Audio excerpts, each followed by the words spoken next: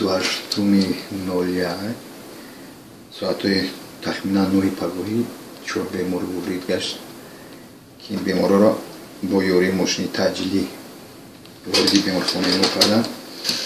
یکی مادرشون عمربه مایده ما سالی تولدشون 1977 استقامت کننده شهر دوشنبه کوچه کراتگینسکی حجره 45 و 3 فرزندی اون کس که در وقتی آتش زدن نخست وقتی در گرفتن خانهشون حجره خانه که خواب بودن اینا زخمی جراحت‌های سوخته گرفتن.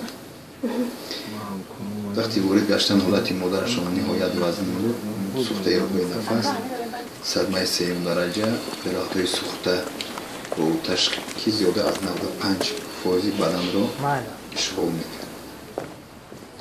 کودک‌هاشون یکی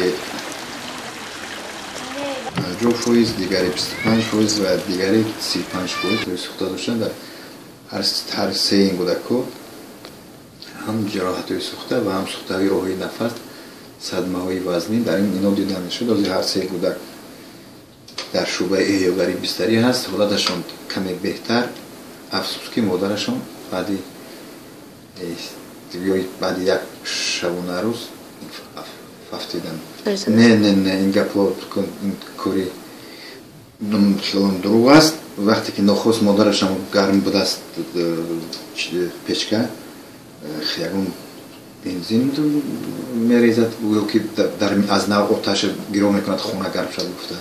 در این وقت کمی خیلی بنزین سیلا صدر کمی که اگرش که ما آنی نمیدونیم خیلی گفته همون مردمی که وقتی که بیمارا وارد شدن از گفت آنها که نخست شده گیسیم با وی خودکشی نیست.